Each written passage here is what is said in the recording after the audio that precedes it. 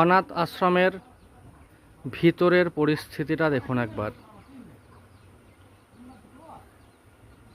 আশ্রম মানেই মাথায় আসে মার্বেল পাথর বসানো ঝাঁ চকচকে বিল্ডিং, কিন্তু এ আশ্রম তা নয়। মাটির দেওয়াল, সেটাও আবার ভাঙা। ঝড়ের সময় ঝড়, বৃষ্টির সময় বৃষ্টি ঢোকে। মার্বেলের তৈরি মেঝে নয়, ডাস্ট বিছানো মেঝে। সেই মেঝের ওপর রাখা আছে নিজের নিজের বাক্স, বাক্সতে রাখা আছে নিজের নিজের দৈনন্দিন ব্যবহার্য জিনিস।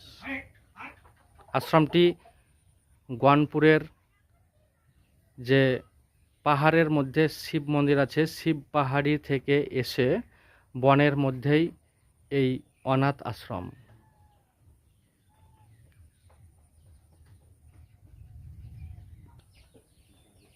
মাথার উপর কংক্রিটের কোনো ছাদ নেই, অ্যাসবেস্টস টিন দিয়ে তৈরি চালাঘর।